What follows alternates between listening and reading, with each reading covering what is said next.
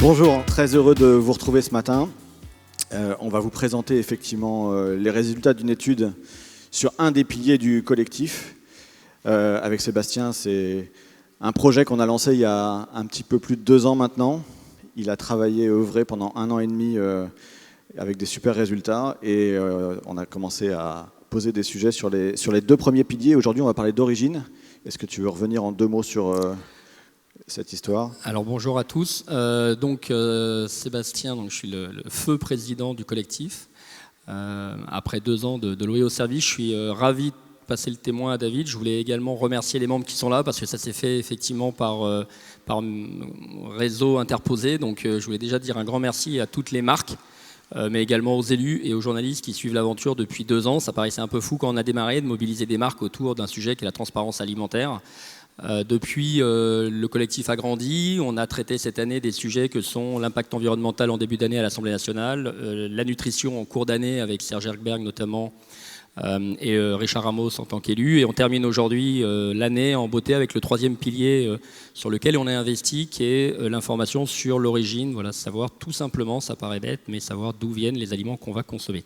Voilà, donc je ne vais pas mobiliser la parole, je vais laisser David prendre le relais maintenant en tant que président du collectif, mais je voulais vraiment vous remercier très sincèrement pour la confiance accordée pendant et votre investissement depuis près de 2 ans maintenant.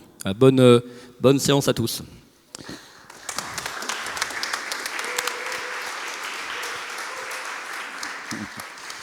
Merci Sébastien. On va commencer par une mise en abîme du sujet avec une personnalité qui s'y intéresse depuis plusieurs mois et qui a documenté le sujet, Olivier Dauvert, qui va nous rejoindre dans quelques instants. Ensuite, on va proprement parler, vous présenter les résultats de l'étude. Et enfin, on vous fera un partage de témoignages sur des marques du collectif qui ont mis le sujet en place et qui vous expliqueront comment ça s'intègre dans leur quotidien. On attaque avec donc Olivier qui va vous faire un état des lieux de la façon dont le sujet est adressé aujourd'hui dans les rayons des hypermarchés. Merci David, bonjour à tous. Donc Olivier Dauvert, journaliste, enfin je pense que certains le savent, éditeur. Et je vais vous présenter des réflexions issues des travaux du think tank agroalimentaire des Échos que je dirige depuis 10 ans sur le lien entre la transparence et ce fameux mot qui s'appelle la souveraineté alimentaire. Et en gros, c'est de dire qu'on détient avec la transparence sur l'origine, avec l'origine, une arme assez puissante qui peut permettre d'adresser ce sujet plus géopolitique encore que la transparence, qui s'appelle la souveraineté. Alors, quelques mots sur ce qu'est la souveraineté déjà pour démarrer. La souveraineté, c'est est-ce qu'on conserve, oui ou non, notre capacité à produire en France ?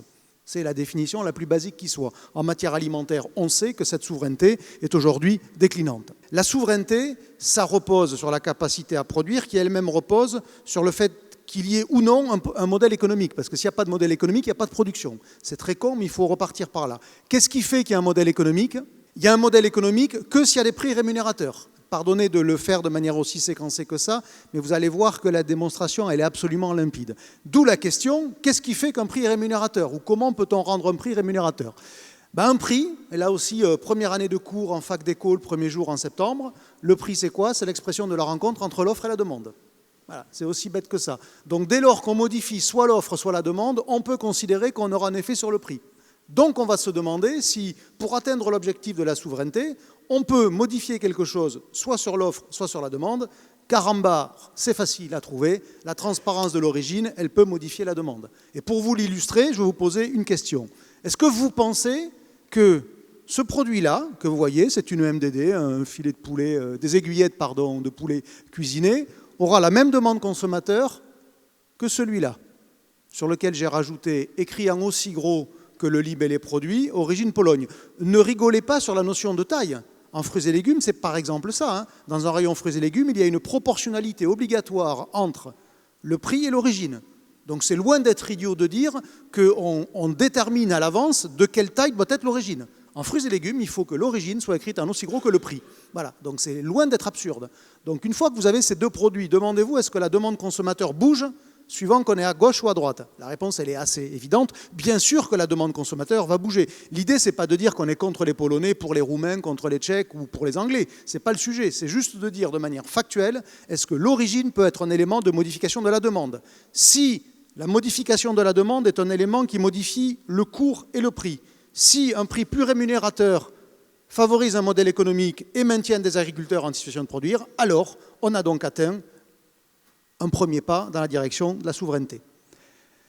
Aujourd'hui donc, de manière assez évidente, on peut acter, et puis si vous n'êtes pas d'accord, vous le direz après, mais en tous les cas, moi je l'acte, David qui a participé à ces réflexions l'acte aussi, je le sais, que la modification de l'origine, elle modifie la demande.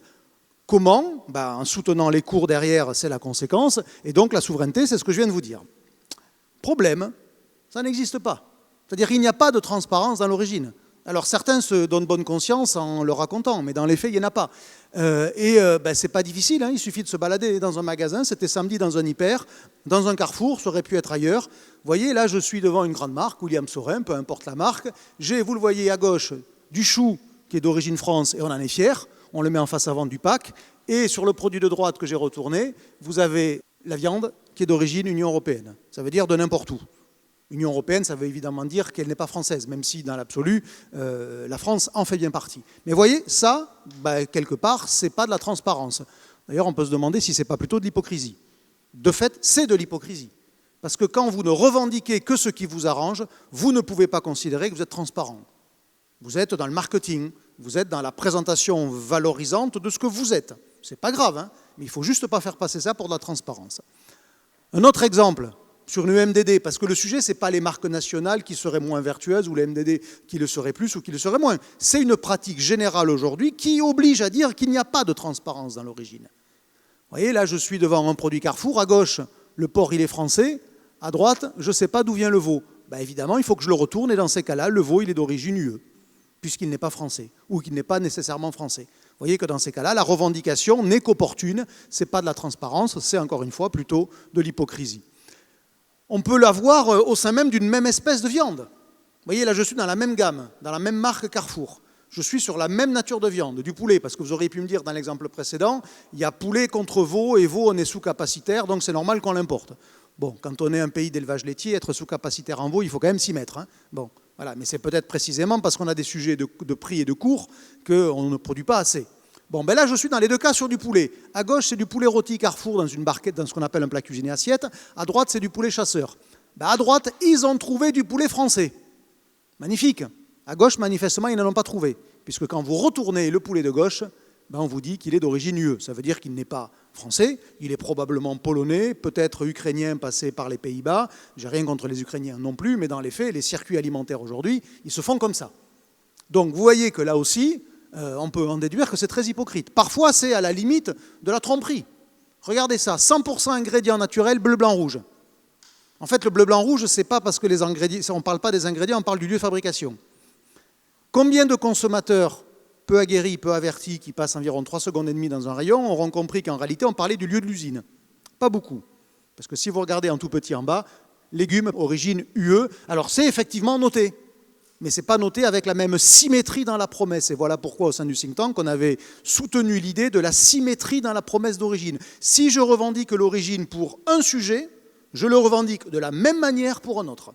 Et à ce moment-là, je suis dans la transparence. Si je suis capable de mettre en aussi gros que c'est cuisiné en France, mais que le potiron, il est de je ne sais pas où, oui, je suis à ce moment-là transparent. Vous voyez, par moment, ça peut être pire, parce que là, c'est fabriqué en France, pareil, légumes UE et non UE. Voilà, comme ça, c'est réglé, on ne sait pas d'où ça vient, si ce n'est de la planète Terre. Un jour, ça aura une valeur peut-être lorsqu'on aura colonisé Mars, mais on n'y est quand même pas encore. Donc, vous voyez l'idée de l'hypocrisie ou de la transparence. Donc, non, il n'y a pas de transparence dans l'origine aujourd'hui, malgré ce que disent. Alors, il y a quelques exceptions. Lidl qui commence à mettre le listing de tous les produits. Leclerc pour sa marque repère, qui met en face avant du pack les origines. Je pense à de la compote, par exemple. Mettre que la châtaigne est albanaise en face avant du pack, il faut des couilles. Parce que l'Albanie, c'est quand même pas réputé comme étant le pays de la gastronomie. Donc on voit quelques petites initiatives suite au fameux balance ton origine que je porte depuis quelques années. Mais néanmoins, on est quand même encore très très loin d'une véritable transparence. Et vous voyez que là, on ne l'était pas. Il n'y a pas de transparence. Par contre, il y a un marketing de l'origine. Ça, c'est incontestable. On ne peut pas reprocher à des marques de faire le marketing de l'origine, bien évidemment. Mais dans le constat que l'on fait, non, il n'y a pas de transparence. Et si on le faisait, eh bien, on permettrait au client qui le veut et qui le peut, c'est-à-dire pas tout le monde et pas pour tous ses achats, mais au moins pour un achat de temps en temps, de modifier son achat, donc d'inciter les industriels à modifier le sourcing. Donc si on modifie le sourcing chez l'industriel, on soutient les cours. C'est aussi bête que ça. Ça veut dire que si, par nos achats, on montre aux fabricants de plats cuisinés poulet qu'on a montré tout à l'heure qu'on achète moins quand il est polonais, ben son intérêt va être d'acheter du français. Et même ça commence à un produit dont on a modifié l'origine. Parce que le principe d'un cours, c'est le rapport en permanence entre l'offre et la demande. Donc dès lors qu'on arrive à modifier un peu l'un des paramètres, alors on modifie un peu la conséquence qui s'appelle le prix ou qui s'appelle le cours. Voilà pourquoi il faut aller dans cette direction-là.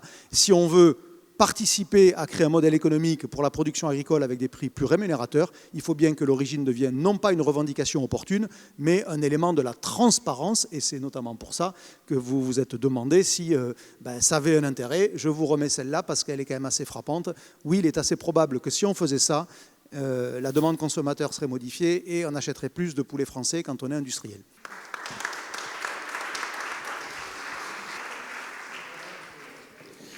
Merci beaucoup, cher Olivier, pour cette mise en abîme. C'est vrai que c'est des sujets sur lesquels on a beaucoup réfléchi.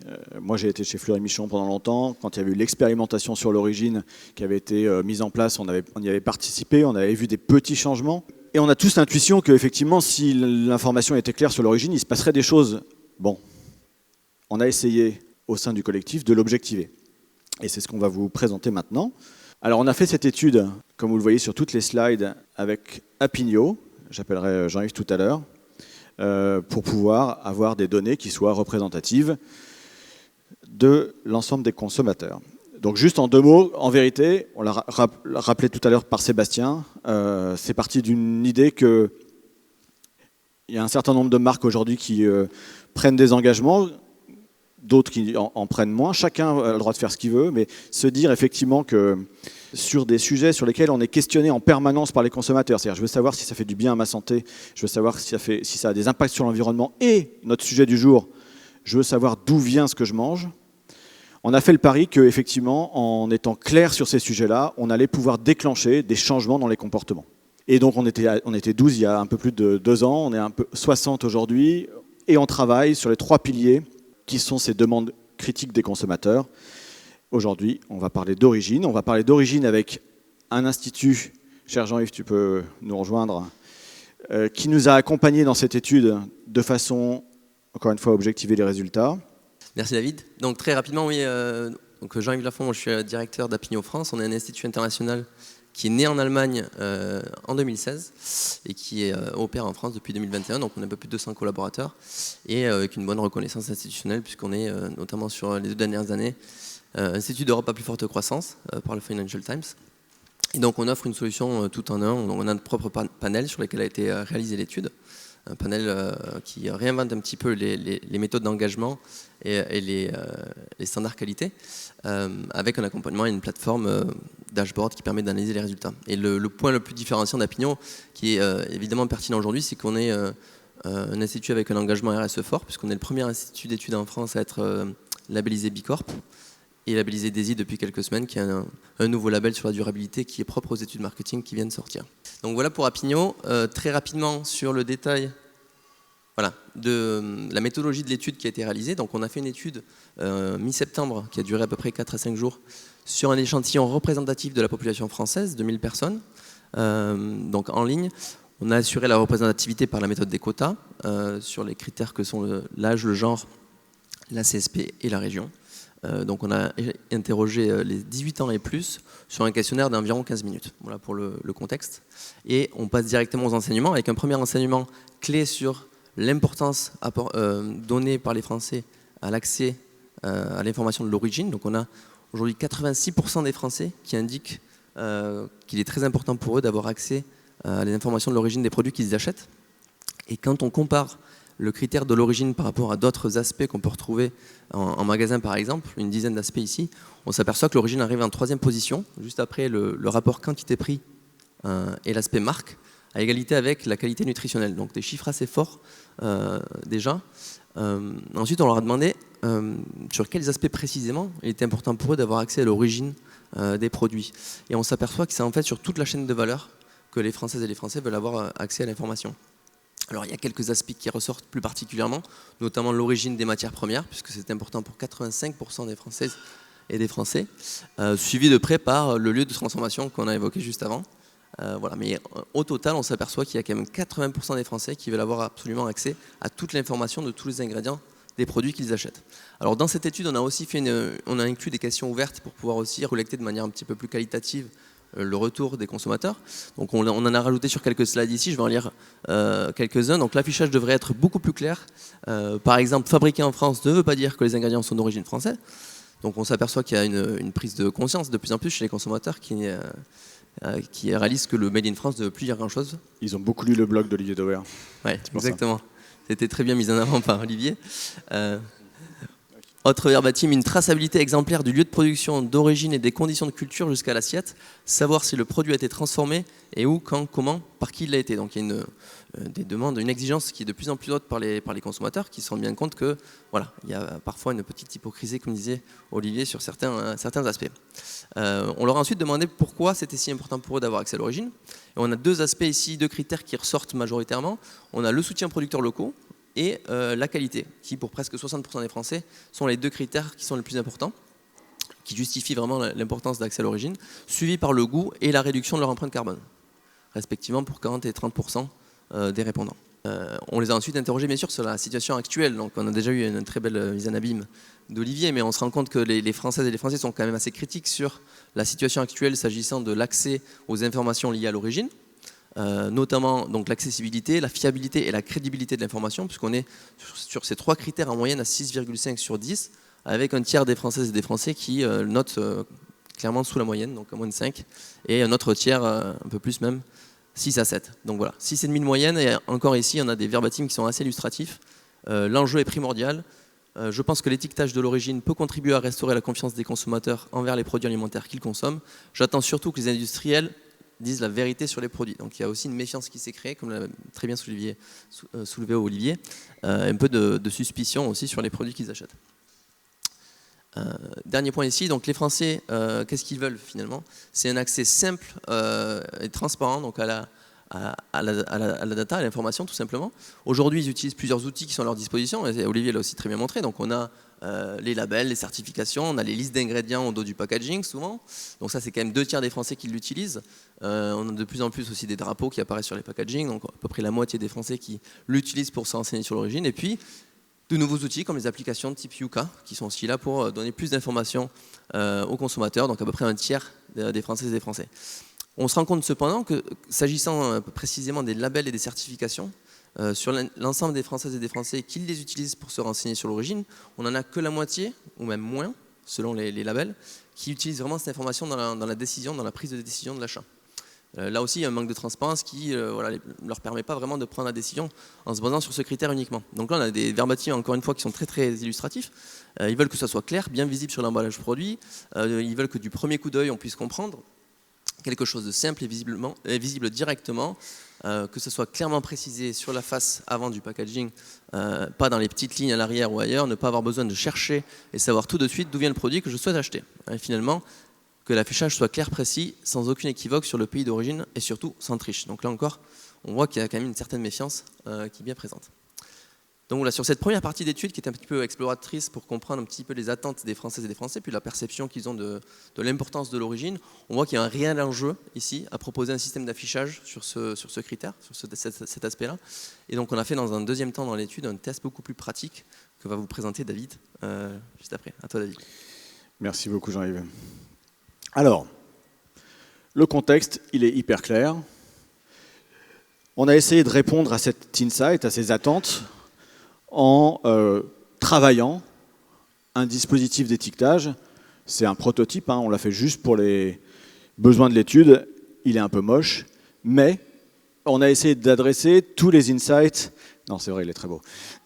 On a essayé d'adresser tous les insights qui étaient remontés par les consommateurs.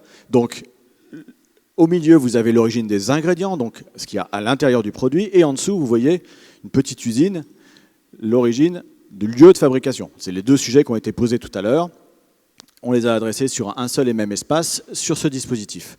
Donc on met clairement Union européenne hors Union européenne, la proportion qui correspond à la réalité de la recette. Et puis on propose la possibilité, pour les marques qui le souhaitent, de mettre en avant l'origine majoritaire. Donc là, par exemple, sur cet exemple, c'était origine Espagne. Majorité des produits venaient d'Espagne, donc on l'indique à 30%, et 10% d'origine France, pour mettre en avant la part française à l'intérieur du dispositif. Ce point-là, c'est un point hyper important, il a été remonté par tous les adhérents, parce qu'il y a eu des essais, vous savez, sur les sujets d'étiquetage d'origine qui n'ont pas réussi à être transposés au niveau européen, parce qu'il y avait cette dimension de, si je mets l'origine France, c'est de la concurrence déloyale vis-à-vis de mes partenaires européens. Donc là, on a imaginé quelque chose qui soit extrêmement facile à transposer, c'est-à-dire qu'en France, on pourra indiquer le drapeau français pour indiquer aux Français la part d'origine France, les Espagnols pourront faire la même chose, etc., et les Polonais, comme tu disais, exactement de la même façon. Alors, ce logo apposé sur les emballages, qu'est-ce qu'en disent les consommateurs? Ils disent visible et facile à lire à 7 sur 10, facile à comprendre. Et ce qui était intéressant aussi pour nous, c'est qu'on demandait l'évaluation de leur part sur la façon dont ils jugeaient les marques qu'ils l'apposaient. Et donc à plus de 55%, on sait que c'est un sujet, hein, la confiance, ils disent que ce seraient des marques plus crédibles. Ensuite, on a fait un exercice en 3 temps. On a pris 3 rayons différents qui correspondaient à 3 rayons opérés par les adhérents du collectif. Ici, on va commencer par l'exemple du ketchup. Et on a montré en 3 étapes comment évoluaient les intentions d'achat sur les marques à partir du moment où on donnait accès à l'information. Première étape, on ne montre que les marques. Donc c'est la partie gauche. Donc là, il n'y a pas de prix, il n'y a que la marque. Et donc ne vont être évalués par les consommateurs que les mentions qui sont présentes sur les packs, la notoriété de la marque. Et donc ils vont se déterminer par rapport à une situation qui n'est pas une situation réelle, qui est une situation qui correspond au marketing de l'offre. Première étape. Deuxième étape, on montre exactement les mêmes marques, mais on indique le pricing auquel ils sont vendus dans les magasins. Ça, on se retrouve dans la vérité de l'offre telle qu'elle existe aujourd'hui, et on voit les évolutions. Et en troisième partie, on fait exactement la même chose, mais on rajoute le logo pour chacune des marques qui sont concernées, et on voit les évolutions d'intention d'achat. Voilà ce qui se passe sur le segment du ketchup. Donc la marque Nod, qui est un des adhérents, vous voyez, la part de marché, ou la part de choix brute, elle est très faible. On a mis 1%, c'est même un petit peu moins de 1%. La part de choix après affichage de l'origine, elle rétrécit encore un petit peu. C'est pas significatif, c'est pour ça qu'on ne l'a pas mis, mais on passe encore un petit peu en dessous, parce que c'est le produit le plus cher du rayon. Et puis, troisième étape, on montre l'ensemble des informations. Donc vous voyez en haut à gauche là l'info origine sur Nod avec une grande partie d'origine France, 93% UE. Et puis on a pris une marque distributeur à chaque fois pour être dans le cœur de l'offre. Et puis des marques du marché. Ce qu'on voit assez bien entre le gris et le bleu, c'est les évolutions d'intention d'achat pricé versus classique. Et là, on retrouve des préoccupations qui sont celles de notre quotidien, c'est-à-dire le prix joue un rôle extrêmement important dans mon intention d'achat. Et on le voit particulièrement ici à gauche sur la marque distributeur, qui est choisie à 14 sans prix. Et quand on montre les prix du marché, elle passe de 14 à 22, ce qui correspond à peu près à sa part de marché réelle. Donc il y a une appétence au prix. On ne va pas se cacher derrière notre petit doigt sur ce sujet. On est en période d'inflation. C'est un sujet sur lequel on a été beaucoup tous challengés. Mais effectivement, à partir du moment où, avec le prix, on indique l'information d'origine, et donc on répond, non pas sur une marque, mais sur toutes les marques du marché, exactement comme c'est ce qui se passe aujourd'hui sur le Nutri-Score quand les acteurs d'un marché jouent le jeu, on a la possibilité de comparer, non plus des choux et des carottes, mais des ketchup et des ketchup. Et donc là, on voit la part de marché de la marque distributeur reste relativement élevée, hein, parce que le prix reste malgré tout un élément déterminant dans le choix. Et sur Nod, on a une multiplication quasiment par 10 de l'intention d'achat. Vous allez me dire, on partait pas très haut, mais néanmoins, avec 10 points de part de marché, on se retrouve dans des niveaux beaucoup plus significatifs sur ce business. Alors ça, c'est le premier exemple. Deuxième exemple, sur le segment des yaourts, et plus particulièrement des yaourts à la fraise, vous avez notre adhérent vrai qui est en haut à gauche, 10% d'intention d'achat sur le pack seul, Pareil, affichage du prix, décrochage, parce que le prix a un impact important, mais prix plus info origine translaté sur l'ensemble de l'offre, lui, c'est pas x10 parce qu'il part d'un peu plus haut, mais c'est x2, il passe de 8 à 19%, au détriment, là, essentiellement de la marque distributeur. Dernier marché sur lequel on a regardé les choses, et là, les écarts sont un peu moins flagrants, et on va expliquer pourquoi, c'est sur le marché du haricot vert. Donc là, on a notre adhérent Dossi qui est représenté. On montre, même chose, une intention d'achat sans prix, avec le prix. Et vous voyez que prix plus origine, on a des consolidations de parts de marché pour Dossi, au détriment de la marque distributeur. Une référence sur laquelle la marque a beaucoup travaillé, qui est en haut là, qui s'appelle Bien cultivé, où il y a une démarche sur la qualité du cahier des charges agricoles qui a été mise en place. Là aussi, la part de marché se consolide. Alors c'est moins spectaculaire sur le marché du haricot vert, parce que c'est un marché sur lequel une majorité des acteurs a déjà un affichage en place. C'est-à-dire que quasiment toutes les marques distributeurs affichent l'origine. Dossi l'affiche depuis longtemps. Et donc, la majorité des acteurs du marché racontent déjà l'histoire. Donc on peut se dire que le travail a déjà été fait. Néanmoins, on se rend compte que pour valoriser des démarches un peu plus innovantes, différenciantes, type Bien cultivé là-haut, eh ben, on a aussi des effets extrêmement positifs sur ce marché-là. Voilà ce qu'on voulait vous partager. Et ce qui est extrêmement intéressant pour nous, c'est qu'on avait tous une intuition. On a réussi à l'objectiver. Ce que je ne vous ai pas dit, c'est que la bascule d'intention d'achat, elle est organisée donc, de la façon dont on voit là.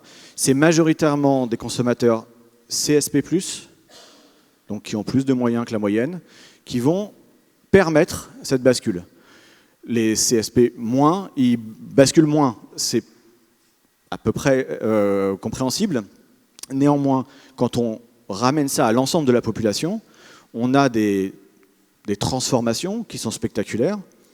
Et donc le pari ou l'ambition, c'est de se dire finalement, si les gens qui ont le plus de moyens peuvent, grâce à l'accès à l'information, contribuer à faire évoluer l'offre dans un premier temps de cette façon-là, ben, ça va permettre aussi aux marques qui sont concernées de raffermir leur volume et de pouvoir travailler aussi un peu mieux le prix avec des effets volume.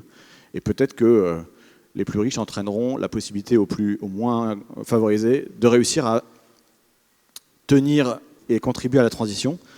Ce qui est quand même un beau projet de société et on est hyper content de ça. Et donc pour le matérialiser, je vais demander à Seb de nous raconter comment il fait son travail sur le ketchup. Alors écoutez, comment on matérialise ça déjà? Moi je suis très content des résultats parce que d'une part on se rend compte qu'on a encore un travail de PAC à réaliser parce que 1% de potentiel marché c'est faible, donc je me dis qu'on a encore un gros travail de PAC pour faire comprendre la supériorité de notre produit, on se donne suffisamment de mal pour ça. Le deuxième insight, c'est qu'avec des performances comme ça, je vais rajouter ce slide dans ma levée de fonds, je pense que ça va pas mal nous aider en termes de potentiel vis-à-vis des investisseurs. Et plus sérieusement, ça vient sanctionner quand même le travail qu'on essaye de réaliser chez Node et chez Quintessence, à savoir effectivement fournir aux Français des produits alimentaires qui soient optimisés d'un point de vue nutritionnel et en termes d'origine, mais également en termes de présence d'additifs, de goût. Donc ça sanctionne une démarche qu'on a initiée maintenant il y a 10 ans et qui a été très compliquée parce qu'il y a 10 ans, quand on est entrepreneur et qu'on se lance en se disant on va avoir des industriels, des partenaires pour faire des produits avec de l'agriculture française et bio, c'est extrêmement compliqué parce que les filières ne sont pas structurées. Et on se rend compte qu'effectivement, avec cette information-là, on s'offre le moyen d'embarquer le consommateur avec nous et c'est une croissance qui est absolument colossale, x10. Alors, je prends des pincettes, entre les intentions d'achat et la réalité des marchés, on sait qu'il y a des écarts. Mais enfin, quand on est à x10, ça fait quand même un gap qui est significatif et ça démontre que quand un consommateur a l'information correctement partagée sur l'ensemble de ses packaging, nous on l'avait déjà testé en interne il y a 5 ans en comparant notre ketchup Quintessence à l'époque par rapport au leader du marché et en transposant la réalité des informations, on voyait déjà des transferts d'achat qui étaient en intention assez importante. Malheureusement, tout le monde ne joue pas le jeu et ça se fait au détriment effectivement de nos filières. L'autre bonne nouvelle, comme le dit David, c'est que moi je suis toujours le premier surpris quand je vais chez des amis qui n'ont pas de problématique de moyens par rapport à l'inflation. Je me rends compte que quand j'ouvre leur placard que le changement, c'est pas maintenant. Mais je crois qu'on n'a plus le choix parce qu'en fait le changement il faut que ce soit maintenant et de manière assez radicale si on veut adresser les enjeux et sociétaux et sociaux et écologiques qui nous arrivent. Et ça je crois que là on tient un levier qui est assez formidable pour enclencher cette transformation en donnant aux gens qui ont les moyens une forme d'information qui va les mettre en mouvement. Ils seront effectivement fiers de faire des achats plus, j'aime pas le terme responsable qui est un peu moralisateur, mais en tout cas voilà, fiers de faire des achats qui ont du sens et qui permettent d'enclencher toute une filière, donc de baisser les coûts également et d'embarquer ce changement qu'on espère tous. Et on sait qu'il y a un économiste qui a démontré qu'à partir de 10 points de part de marché, il y a un effet de bascule qui se passait. On n'y est pas avec la bio, puisque la bio était à 6-7 points, elle est retombée à 5. Donc en fait, l'effet bascule, on l'a pas tapé. C'est dommage, c'est-à-dire 93% de notre agriculture est encore en mouvement pour se transformer.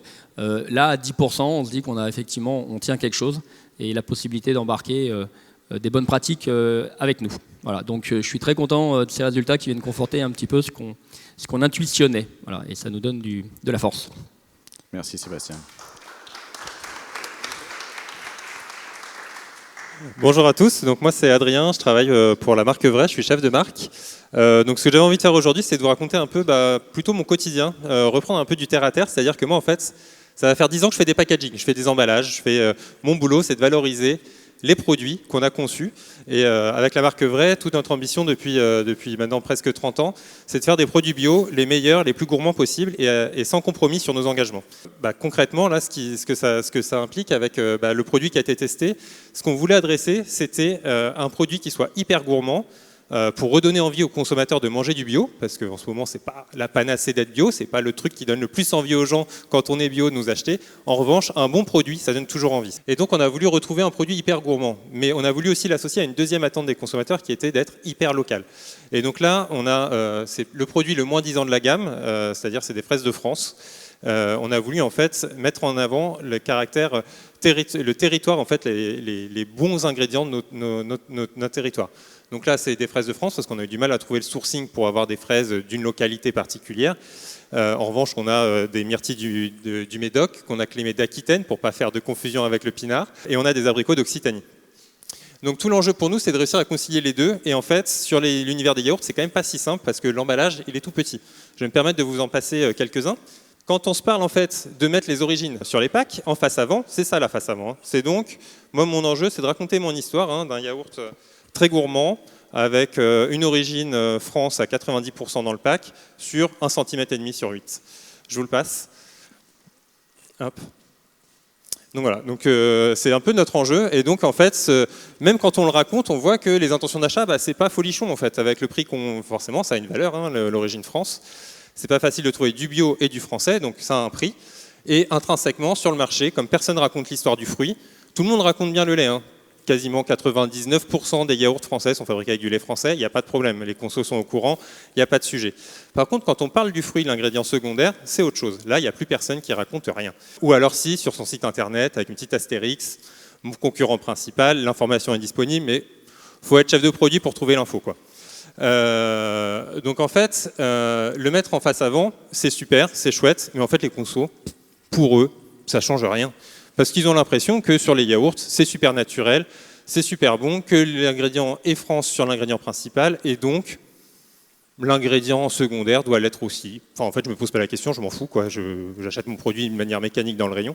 Donc quand nous, on l'affiche, le résultat, c'est qu'on n'a pas non plus des ventes de dingue, parce que le conso, il ne le comprend juste pas, quoi. Pourquoi nous, on est France, qu'est-ce que ça de différent du voisin ? Mais en fait, c'est exactement la question de la symétrie des informations, et c'est ce que nous montre cette étude, c'est qu'en fait, quand on met bien la symétrie des infos, qu'on publie en fait le ratio d'origine sur les produits, ça change l'intention d'achat. Et pour nous, c'est là où c'est fondamental, c'est qu'en fait, tant qu'on fera l'effort, nous, de faire l'effort du local, de répondre à cette attente de local et de produits français, voire même plus que français, c'est d'une région particulière quand on peut le faire, là, en l'occurrence, sur les abricots, c'est Occitanie, et bien là, ça change la chose parce que le consommateur prend conscience qu'en fait, sur les yaourts, la préparation de fruits, elle est quasiment jamais française, quoi. C'est quasiment jamais un fruit français. Et c'est donc là le vrai enseignement. Moi, c'est un enseignement aussi pour moi. C'est je comprends pourquoi, quand je lance un produit qui a l'air de répondre aux attentes des consos, un produit hyper local, hyper gourmand, finalement, je fais des ventes, ça se passe pas trop mal, mais c'est pas waouh comme j'avais imaginé dans les études, quoi. En fait, c'est juste parce que le conso, il en a pas conscience, il voit pas la différence. Et c'est un peu ce qui se voit sur les haricots verts. Quand on voit l'étude, quand tout le monde joue le jeu, ouais, ça marche en fait. Tout le monde peut juger consciemment, faire son choix en fonction de son portefeuille, de ses valeurs, de choisir soit un produit avec des fraises de Tunisie ou du Maroc, parce que c'est ça le plus souvent, ou alors des fraises françaises pour être 100% cohérent avec ces valeurs, parce que j'ai les moyens. Voilà. Eh ben, merci infiniment. Et pour rebondir sur ce que tu viens de dire, je propose qu'on passe la parole à Nicolas pour nous parler haricots verts. Merci. Donc rapidement sur les haricots verts, parce que comme tu l'as décrit, David, il y a moins de discrimination, donc il y a moins d'effet de levier, mais pour vous dire que nous, on est très contents en fait, de cette étude, et vous expliquer pourquoi l'origine est un combat. En fait, il y a deux bonnes raisons. La première, de manière évidente, c'est le lien avec le consommateur en tant qu'acteur économique et en tant que marque. Ne pas pouvoir répondre à la question simple d'où vient le produit que je vais acheter et consommer, c'est quand même un problème. Et quand il y a un flou, c'est qu'il y a un loup. Pour rappel, en fait, aujourd'hui, le problème de l'industrie agroalimentaire, c'est ce lien de confiance qui a été rompu à travers à la fois les différentes crises qu'on a connues depuis des décennies, la vache folle, le ravioli avec du cheval, etc., mais aussi ce qu'on a connu ces dernières années, c'est-à-dire à la fois la crise Covid qui a fait prendre conscience à tout le monde que l'enjeu de souveraineté, c'était quelque chose qui était primordial et que malheureusement on pouvait être confronté à des pandémies et des guerres qui mettaient en avant le besoin finalement d'avoir encore à la fois une production agricole et des outils de transformation en France. Et puis le deuxième, c'est l'impact du changement climatique qui questionne effectivement la nécessité ou pas d'aller chercher des matières premières à 5, 10 000 ou 15 000 kilomètres. Voilà, donc il nous semble absolument essentiel de devoir tous ici pouvoir répondre en fait, de manière simple en fait, à cette question légitime du consommateur. Et puis pour nous, on a une deuxième bonne raison, c'est qu'on a une coopérative. Et donc on a 1600 producteurs, 1300 en fait, dans la coopérative, et puis on travaille avec 2 OP, en fait, 300 autres producteurs français. Et là, il y a un devoir en fait, en tant que coopérative, c'est d'assurer un débouché à la fois volumétrique et économique en fait, à nos adhérents. Et bien évidemment, cette question de l'origine, elle est clé. Elle est clé pour eux. Donc c'est pour ça, en fait, si je commente, en fait, là, on a mis 3 offres. En fait. On a mis une offre conventionnelle, une offre là-haut qui est du conventionnel, mais engagée dans l'agroécologie avec un système de certification, etc. Et puis la 3e qui est de l'import, en fait. Et ce qui est intéressant, c'est sur le haricot vert, vous ne le savez sans doute pas, mais le haricot vert d'import, rangé main, puisque c'est une demande consommateur, il représente aujourd'hui 20% des volumes, 40% de la valeur du marché en fait en France. Donc ça veut dire quoi? Ça veut dire que c'est vendu 2 fois plus cher. C'est vendu 2 fois plus cher. Et on va dire qu'au Kenya, pour ceux qui sont récoltés au Kenya, le salaire moyen il est aux alentours de 100 €. Donc vous voyez bien qu'effectivement il y a un intérêt économique pour les différents acteurs de le faire. Mais le problème, c'est que ce n'est pas affiché. C'est-à-dire qu'aujourd'hui, sur les 3 acteurs, MDD, cette marque que je ne nommerai pas, et puis nous, on est les seuls à afficher l'origine. Et ces résultats ne me posent absolument pas de problème, parce que moi, je ne cherche pas à vendre plus de haricots verts faits à Madagascar. Je suis obligé, en tant qu'acteur économique, de le faire, parce que sur un segment qui pèse 40%, je ne peux pas ne pas en être. Mais ce que je veux, c'est ne pas tromper en fait, les consommateurs. Et je veux aussi que mes concurrents aient la même transparence, parce que sinon, finalement, en étant mieux-disant, en essayant de faire des efforts, des contraintes, des investissements pour mieux produire en France, je me retrouve dépositionné par rapport à des gens qui ne jouent pas le jeu. Voilà, tout simplement. Merci beaucoup, Nicolas. Alors, qu'est-ce qu'on va faire de ces résultats, au-delà de vous les présenter aujourd'hui? 3 choses. En conclusion, le premier point, on vient de le réévoquer, il y a un vrai enjeu géopolitique, stratégique, économique à être dans cette logique de transparence pour l'ensemble des acteurs. On a su le faire pour le Nutri-Score. Il n'est pas obligatoire, mais on voit que quand il est affiché sur un rayon, ça permet de changer significativement les intentions d'achat, et donc pas uniquement les intentions d'ailleurs, les achats. Il y a plusieurs études qui ont montré ça. Donc on sait le faire, c'est la bonne nouvelle. Là, on propose de le faire sur un sujet qui est vraiment une préoccupation centrale, on l'a vu, des consommateurs, qui a un vrai enjeu géopolitique, je le disais, de transition alimentaire, d'accélérer la capacité et de conforter la capacité de produire sur nos territoires. Et on va avoir besoin de vous maintenant, parce qu'on est 60 marques, on représente un peu plus de 2 milliards de chiffre d'affaires. Mais d'abord, il y a peut-être d'autres marques qui vont nous rejoindre, mais on va essayer de faire coalition avec tous les acteurs qui sont prêts à porter ce sujet, et on en a rencontré déjà quelques-uns. Et on va le faire de manière très pragmatique en déposant une proposition de loi pour que le politique s'empare du sujet. La bonne nouvelle, c'est que notre solution elle est transposable au niveau européen cette fois. Et donc, il y a un momentum là pour effectivement assez rapidement pouvoir créer ces points de bascule. Et plus on fera de bruit autour de cette étude, plus on partagera ces résultats, plus on a de chances effectivement que les politiques s'en emparent. Et la bonne nouvelle, grâce au travail qu'on a fait avec notre cabinet Green Lobby, c'est qu'une députée européenne a décidé de s'engager sur ce sujet-là. Elle nous a partagé un témoignage qu'on va vous livrer en conclusion avant de répondre à vos questions. Chers amis, je voudrais tout d'abord remercier les organisateurs de cet événement de m'avoir invité à dire quelques mots sur l'étiquetage de l'origine des denrées alimentaires. Les consommateurs exigent de plus en plus d'informations transparentes sur les produits qu'ils achètent et l'origine, comme beaucoup le savent déjà, est de plus en plus un indicateur de la qualité des produits. En Europe, nous disposons de normes en matière de sécurité alimentaire et environnementale qui sont parmi les plus élevées au monde. Mais il est temps de rendre l'origine des aliments plus visible et de donner le choix aux consommateurs, de donner la bonne information. Aujourd'hui, j'aimerais mettre en avant un exemple que je considère comme emblématique, le miel. De nouvelles règles sur l'étiquetage de l'origine de ce produit sont actuellement débattues au sein des institutions européennes, compte tenu du niveau élevé d'adultération constaté sur le marché. En effet, le miel en provenance de pays comme la Chine ne répond majoritairement pas à la définition du produit établie par le Codex Alimentarius et qui est reprise par la législation européenne du miel comme un produit fait à partir des abeilles. Les consommateurs n'ont aucun moyen d'identifier le miel dénaturé ou frelaté du vrai miel et les producteurs européens doivent faire face à la concurrence des importations qui exercent une pression à la baisse sur les prix du marché. C'est dangereux parce que faire baisser le prix du miel, c'est mettre en danger le modèle économique qui entretient nos essaims d'abeilles, c'est-à-dire la pollinisation et donc notre alimentation.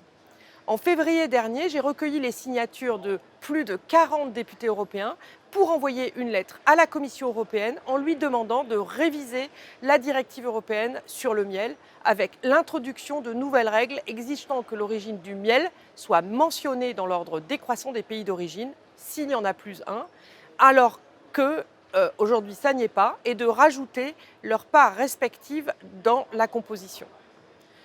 Je peux vous dire qu'il est rare que les groupes politiques du Parlement européen soient aussi unanimes sur un sujet.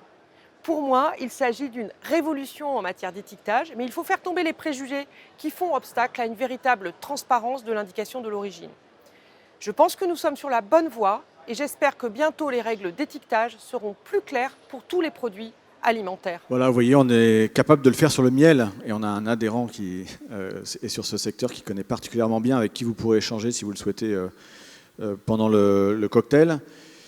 Voilà ce qu'on voulait partager avec vous. Vraiment très heureux d'avoir pu prendre ce moment. Si vous avez quelques questions, on peut les prendre maintenant. Est-ce que vous pourriez raccrocher ce nouveau logo au Planet Score ?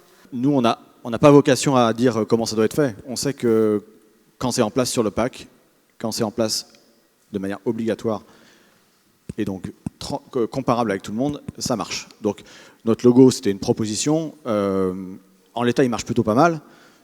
On est amené à le retravailler. Peut-être qu'on l'intégrera dans un autre dispositif. On ne va pas faire l'intégralité des décrets d'application, mais ce qu'on veut, c'est vraiment que ce dispositif il soit mis en place rapidement, parce que c'est maintenant qu'on a besoin de faire la transition alimentaire et on n'a pas le temps d'attendre encore plus longtemps. Il y a plein d'autres mains.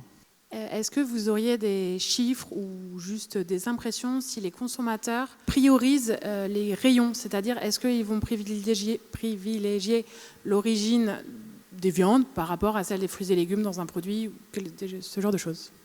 C'est une très bonne question. On avait intégré la viande dans les catégories en amont. La demande est un peu moins forte sur la viande, par exemple, parce que le boulot a déjà été fait pour partie pour les gens. Ils considèrent que l'information est disponible. Et donc c'est vraiment là où c'est critique, c'est les rayons sur lesquels on ne peut pas comparer, où on a une partie de l'information et on ne peut pas véritablement comparer les produits les uns par rapport aux autres. Donc c'est aussi la validation que quand le sujet est en place, il se passe des choses, enfin il y a une satisfaction plus grande. Et on parlait tout à l'heure de la confiance, c'est vraiment un sujet d'attachement aux marques aussi qui est en jeu. Et moi, j'utilise toujours ce terme avec mes étudiants, pardon, ça va faire un peu fleur bleue, mais la confiance, ça ne se décrète pas, c'est les preuves qui comptent, c'est comme l'amour. Et donc, allons-y. Je voulais revenir sur la proposition de loi. Est-ce que c'est quelque chose qui peut être intégré dans les discussions sur l'affichage environnemental qui doivent aboutir là dans les semaines à venir? Est-ce que c'est quelque chose qui... Donc l'affichage environnemental, ça a vraiment été avec la loi climat et résilience, et Sabine pourra vous en expliquer, et beaucoup d'autres personnes autour de cette conférence pour vous en parler avec passion pendant très longtemps. L'origine, c'est un des points qui est compté en fait dans les enjeux carbone notamment des questions environnementales, mais l'origine là c'est vraiment sur les enjeux, on l'a bien vu avec cette étude, qui est surtout la partie agriculteur, local, etc. et même nutrition santé. Donc c'est vraiment c'est des indicateurs qui sont différents et il faudra pouvoir mettre les deux en avant parce qu'on le voit aussi bien, les consommateurs, et c'est pas pour rien que le collectif a 3 piliers de transparence qui sont la qualité nutritionnelle, l'impact environnemental et l'origine. Ils répondent tous les trois à des attentes des consommateurs. Évidemment, elles se recoupent. Quand on a une agriculture qui est sans pesticides ou avec un minimum de pesticides, qui est en plus produit en France et qui est peu transformée, eh ben, elle est très bonne pour la qualité nutritionnelle, elle est très bonne pour l'environnement et en tout cas, elle a une origine française plus facilement démontrable. Donc ça se recoupe, mais évidemment, il ne faut pas vouloir tout mélanger parce que c'est des sujets qui sont quand même très compliqués et donc on ne peut pas vouloir tout mettre ensemble. Et pour ce qui est de la réponse plutôt environnementale, tout ce qui est en cours de discussion, c'est les premiers tests qui sont faits, ils ont été vraiment focus environnement. L'origine, ça fait longtemps qu'on en discute, il y a des certains nombres de critères d'origine.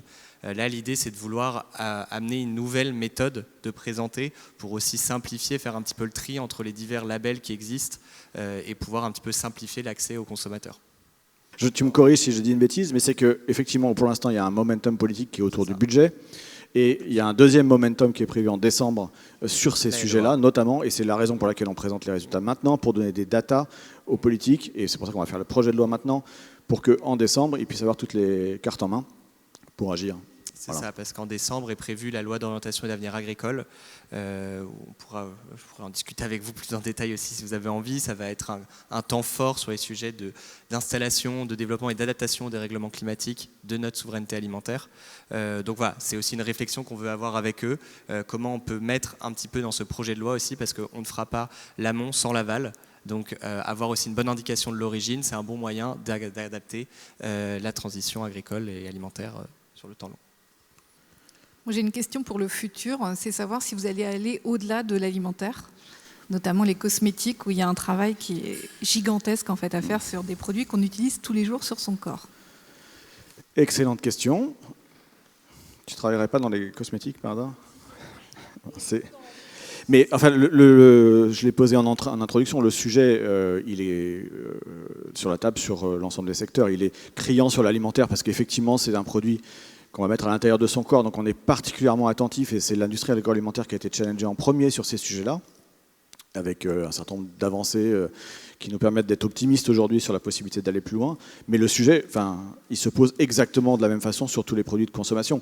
Et le pari qu'on fait, c'est que si on arrive sur un sujet très quotidien et très émotionnellement incarné qu'est l'alimentaire, à poser une première brique, ce sera facile, entre guillemets, derrière, pour d'autres secteurs de prendre le pas et de continuer, pour aussi adresser ces sujets-là sur ces marchés qui sont aussi en jeu, bien entendu. Bonjour, je suis Julien Vialard, je travaille pour la certification Origine France Garantie. Déjà, je voulais vous remercier pour votre présentation très complète.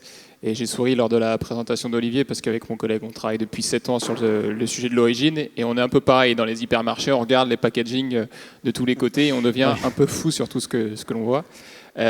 Et donc, je pense qu'Origine France Garantie pourra s'associer pleinement à votre projet de lobbying pour cet étiquetage qui me paraît très intéressant.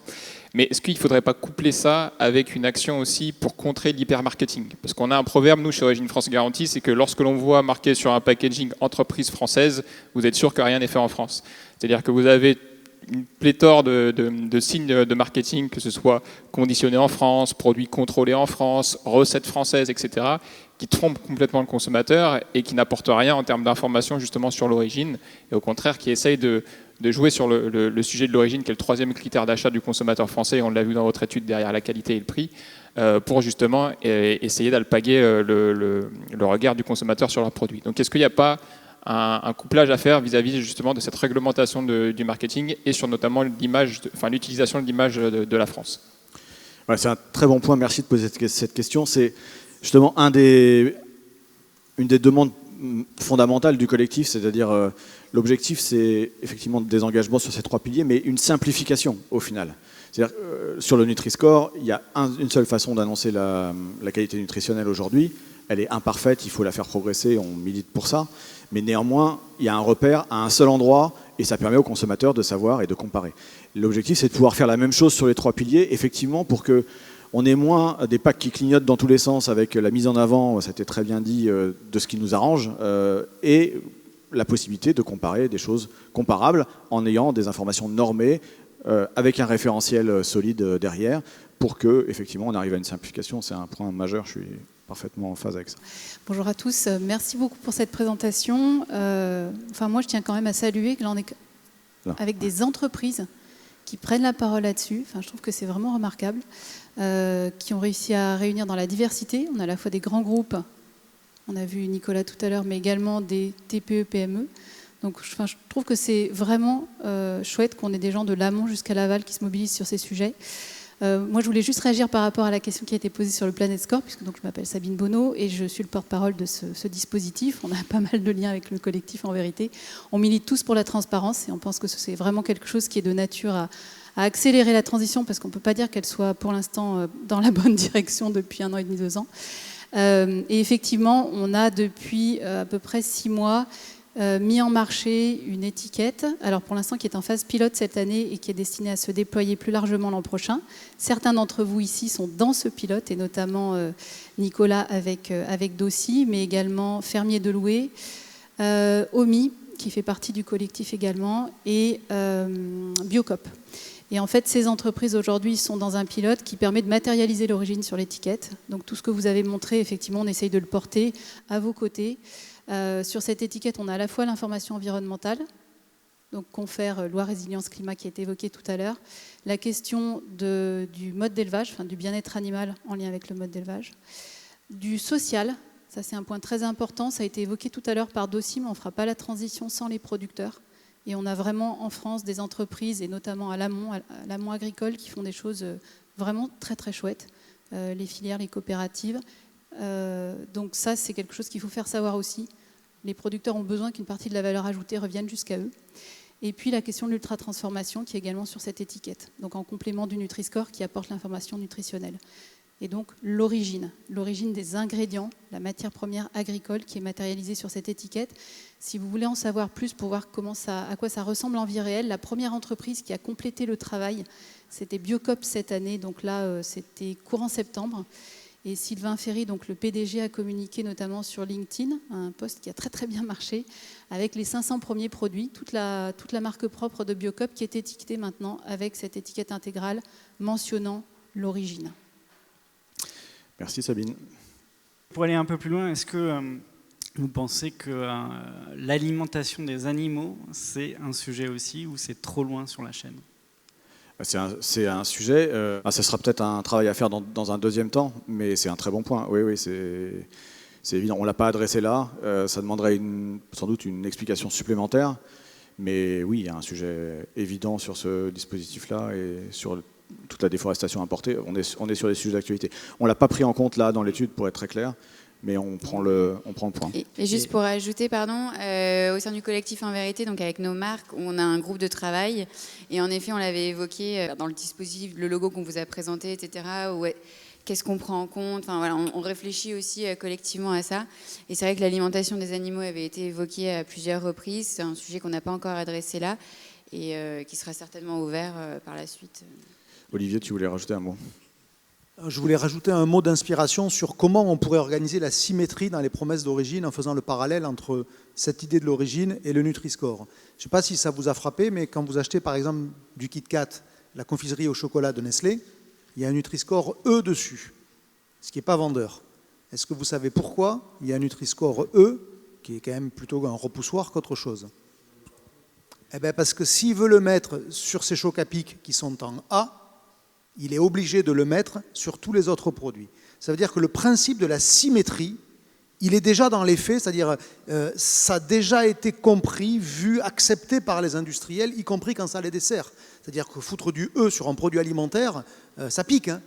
Voilà, surtout quand le concurrent ne le fait pas, parce que si vous regardez sur Mars, vous n'allez pas voir de Nutri-Score. Hein. Et donc ça veut dire que vendre l'idée de la symétrie, c'est quelque part pas si difficile que ça, et ça peut déjà être un bon premier pas. On a su le faire, refaisons-le. Moi j'avais une question, parce que vous avez dit que vous voudriez peut-être transposer votre nouveau logo à l'Union européenne. Bon, on sait qu'il y a des pays dans l'Union européenne qui sont vent debout. Je pense notamment à l'Italie de Giorgia Meloni qui en veut au Nutri-Score, qui veut le démolir. Donc moi, j'ai envie de dire, est-ce que vous n'avez pas peur, si vous avez cette étape européenne, d'ajouter, pardonnez-moi l'expression, mais du boxon au boxon, quoi. Et de la polémique à la polémique? C'est une très bonne question. Alors, on n'a pas peur. Je pense que les marques qui sont là sont des marques vraiment déterminées, qui ont envie d'avancer et qui portent les sujets. Et sur le sujet que vous évoquez, alors Nutri-Score, effectivement, ils sont montés au créneau, mais là, Giorgia Meloni, qu'elle puisse dire que les produits italiens sont italiens, je pense que ça va la faire kiffer un peu. Et c'est le pari qu'on fait, c'est que chaque pays membre puisse valoriser la part... C'est pour le Nutella, parce qu'elle se plaint justement que le Nutri-Score ait mis la plus mauvaise note au Nutella, qui est un peu leur produit phare, donc c'est pour ça qu'elle... Après, objectivement, le Nutella, c'est un tout petit peu du gras, du sucre, etc. Donc on peut dire tout ce qu'on veut et raconter les histoires qu'on veut. Factuellement, sur la partie nutritionnelle, il ne gagne pas trop. Sur d'autres parties, il gagne sans doute. Hein. Sur le plaisir, il gagne à fond. Mais voilà, le sujet, c'est...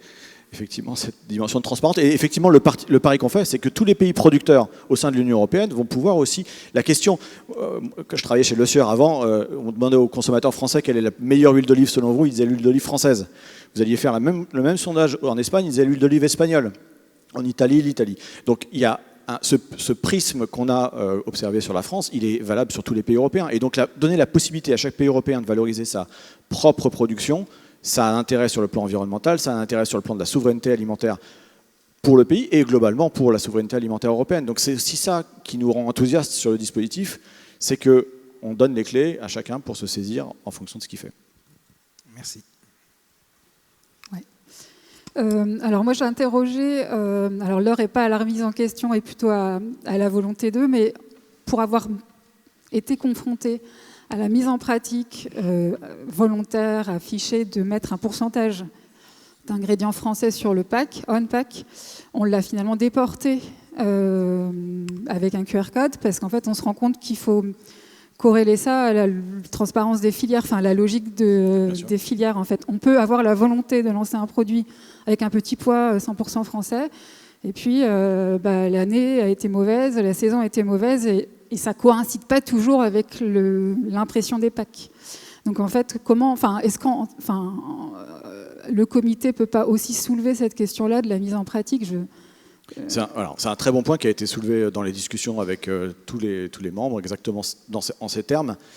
Alors moi, pour l'avoir vécu chez Fleury Michon quand on a fait l'expérimentation, effectivement, j'allais dire c'est galère, tant pis je le dis, c'est contraignant, parce que ça suppose de faire des ordonnancements de production différenciés pour s'assurer qu'effectivement on a une origine, et puis en fonction des saisons, il peut y avoir des origines différentes, donc ça suppose une organisation.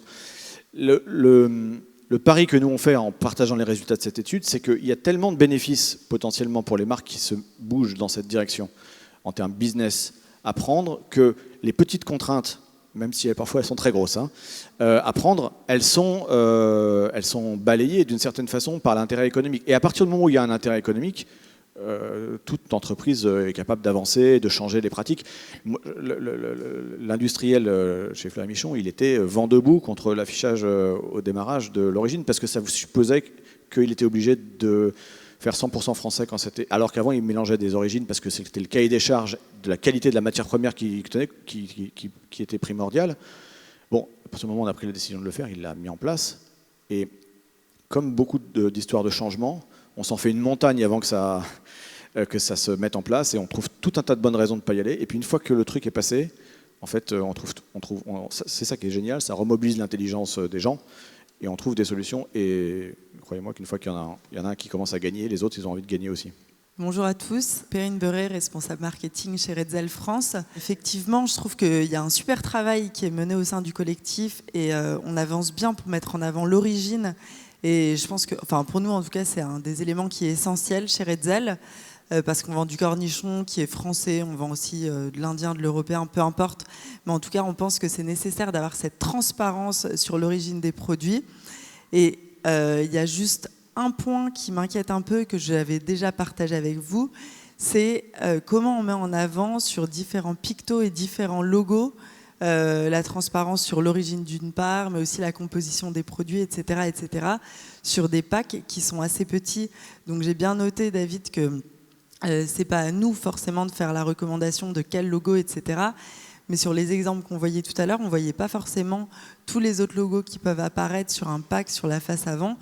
Et je me demande, je prends ma casquette de responsable marketing et du coup de gestion des étiquettes aussi au niveau de l'équipe, je me demande comment on va pouvoir rentrer toutes ces informations sur une même étiquette. C'est un vrai sujet d'organisation en fait. Oui. Et donc avec derrière des coûts potentiellement. Mais si les coûts sont largement inférieurs aux bénéfices, ben en fait on a intérêt à y aller. Et c'est ce qu'on essaie de démontrer là. La solution, comme tu dis, on l'a pas. Ce qu'on a testé, c'est, il n'a pas vocation à être déployé tel quel. Néanmoins, on voit qu'il provoque quelque chose. Il y a plein de choses encore à régler sur la façon dont on va le faire. Et puis surtout, on ne veut pas le faire tout seul. On va le faire avec les gens qui sont en charge de légiférer. Et l'objectif, c'est qu'on puisse avancer en transparence. Ok. Je voudrais répondre à ce sujet de la difficulté. Bien sûr que c'est difficile sur un pack de mettre toutes les infos. Mais déjà, si on commençait par exiger, imposer, obtenir la mise à disposition de l'info. Voilà. Ça permettrait à ceux qui sont des relais, les associations de consommateurs, les journalistes, d'être certains que s'ils le veulent, ils peuvent aller voir dans le jambon Herta quelle est la part du cochon espagnol, du cochon allemand, du cochon français. Et là, on ne pollue pas le pack à ce stade-là. C'est-à-dire on peut déjà accepter cette idée-là parce qu'il y a assez de gens qui parlent, qui écrivent, qui racontent sur la conso pour que ça sorte. Et une fois que ça sortira, une fois que 60 millions de consommateurs aura pu faire un sujet sur d'où vient vraiment votre jambon, ça va modifier la demande. Donc, ça va avoir un effet sur l'offre, indiscutablement. Donc, on peut déjà se satisfaire de ça. Rendre dispo sur un site et de manière claire. Merci Olivier. Pour revenir sur la question de la transposition à l'échelle européenne, est-ce que justement ce n'est pas une nécessité? Est-ce que la France peut vraiment imposer une obligation sur l'affichage de l'origine? On l'a souligné pendant les présentations, c'est une question sensible au regard des règles sur la concurrence. Qu'est-ce que vous pouvez dire là-dessus? Oui, c'est pour ça qu'on a mis un peu les pieds dans le plat sur le sujet. C'est que ce qui avait achoppé dans les tentatives précédentes, c'est qu'on essayait, un peu entre Français, d'inventer un système qu'on espérait imposer aux autres. Bon, on a vu que pour le Nutri-Score, ça s'était passé un peu comme ça quand même. On disait ça va être impossible si on le fait en France. Bon, il y a eu une transposition européenne avec toutes les difficultés qui ont été évoquées, mais néanmoins, le Nutri-Score est en train de gagner une partie de la bataille européenne. Là, on est parti du principe, effectivement, sur la base de ces enseignements, qu'il valait mieux aller directement à l'échelon européen, enfin faire en sorte que ce soit quelque chose qui soit applicable directement à l'échelon européen, parce que ça faciliterait le déploiement dans tous les pays qui le souhaitent, et du coup, à partir du moment où il y a une dynamique qui se met en place, on ira beaucoup plus vite. On a vraiment travaillé en prenant ça en compte, absolument. Moi, je voulais savoir, vous avez parlé des résultats en fait, sur les marques. Vous avez fait le test aussi sur les MDD et on a entendu parler de Biocop tout à l'heure, mais est-ce qu'il y a d'autres MDD que la démarche intéresse ou quelle est leur réaction par rapport à ça? C'est des sujets qu'ils ont adressés parfois de manière un peu pionnière par rapport aux marques. Il faut rendre hommage à Intermarché qui avait développé un Franco-Score il y a quelques temps et qui avait commencé à le déployer sur sa marque propre. Il y a un sujet, il est là depuis longtemps, après chacun essaie de le prendre. Là, nous, on se dit qu'on sera plus fort si on arrive à le prendre tous ensemble. Donc les marques qui sont dans le collectif, on a contacté des coopératives qui sont intéressées par le sujet parce que forcément, c'est la résilience alimentaire dont on parle, donc elles sont intéressées. Et on parle régulièrement effectivement avec des distributeurs qui nous encouragent à avancer dans cette dimension. Ils ne sont pas officiellement encore adhérents du collectif, mais on y travaille, bien sûr, parce que ça ne marchera bien que si tous les acteurs sont réunis. Pour avoir discuté effectivement avec pas mal d'enseignes sur les MDD, ils ont le même souci que nous en fait. C'est qu'à partir du moment où ils ont des cahiers des charges sur des produits français d'origine et de fabrication, ils le payent plus cher et ils le vendent plus cher que ce qui pourrait être avec de l'importation. Donc ils ont le même enjeu de transparence.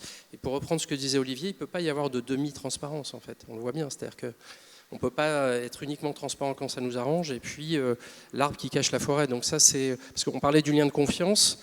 si on prétend être vertueux et que le consommateur s'aperçoit que finalement on communique que ce qui nous intéresse, je pense que l'effet est encore plus dévastateur. Donc encore une fois, il faut la symétrie des origines est absolument indispensable. Nous on l'a fait, pour vous donner un exemple très concret, on a sur une gamme bio en fait, on a tomate bio pelée entière. On a mis en front de pack le drapeau espagnol, voilà, parce qu'on considère que c'est normal. Alors, si. Non, non, parce qu'en fait, alors pour te répondre, Olivier, non, parce que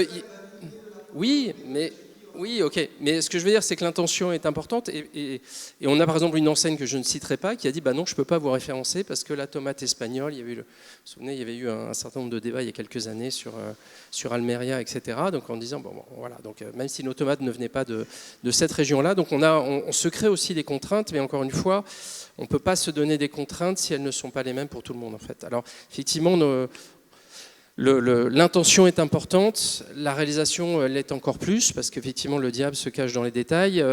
On a des packs qui aujourd'hui ressemblent à des sapins de Noël. Pour vous donner un autre exemple, on avait initialement sur nos packs un logo de l'interprofession qui était fruits et légumes de France, qui veut dire que c'est semé, récolté, cultivé, transformé en France.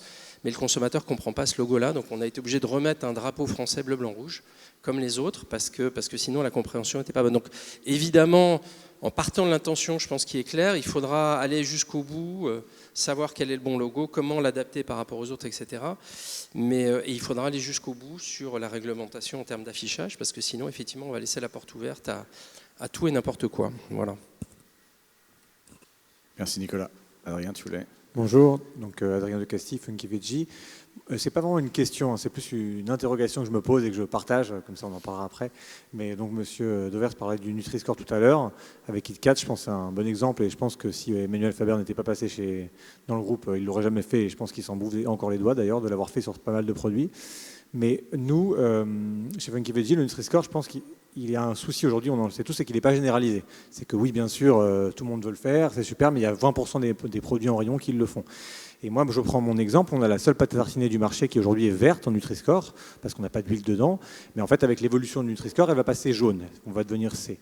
Et en fait, on se pose vraiment la question de l'enlever, parce qu'on se dit aujourd'hui, on a une pâte à tartiner qui est verte, le jour où elle passe C, on est les seuls dans le rayon à l'afficher, à part Danone, et on est les seuls. Donc le consommateur, il va dire, pourquoi j'irai acheter Funky Veggie ? C'est même pas vert, c'est jaune, donc autant que j'aille payer moins cher, 2 fois moins cher même, pour acheter quelque chose d'un peu plus mauvais. Et donc je me pose vraiment la même question sur cet outil, c'est que si on n'arrive pas à généraliser, bien sûr que la sauce tomate qui est exceptionnelle, c'est France, c'est écrit en gros, moi je suis un consommateur, je veux du français, j'y vais, et je me doute que le reste ça y est pas. Moi par exemple sur certains de mes produits, on venait de loin, on rapproche, on est Italie, on est français, on progresse, on y va par stratégie des petits pas. Mais aujourd'hui on a du cacao qui vient du bout du monde et on a des choses comme ça. Le consommateur, si à côté il ne sait pas que l'autre c'est pire, en fait il ne prendra pas mon produit parce que je suis trop cher. Donc c'est vraiment ça toute l'interrogation que je partage et c'est aussi pour ça que je fais partie du collectif et on a tous je pense ces mêmes interrogations. C'est comment en fait si c'est pas généralisé, quel est le point de bascule finalement dans ce qu'on a vu tout à l'heure, à partir de quel pourcentage de Français finalement ça vaut le coup de l'afficher, enfin vous voyez des choses assez basiques mais voilà, je suis un peu perdu finalement voilà. Encore une fois c'est vraiment le cœur du combat du collectif en fait. C'est de dire les démarches vertueuses, elles existent aujourd'hui. Elles trouvent une véritable limite dans un environnement concurrentiel où la vertu n'est pas partagée, au sens de l'affichage, de l'information. Et tu l'as très bien résumé. Si toi tu fais des efforts et que les autres et que tu affiches quelque chose et que les autres ne l'affichent pas, eh ben, le bénéfice de ton effort, il n'est pas du tout récompensé à la hauteur de la part de choix, et c'est pour ça qu'on a fait cette étude en montrant... Oui, mais personne n'est parfait, et c'est ça qui est une bonne nouvelle.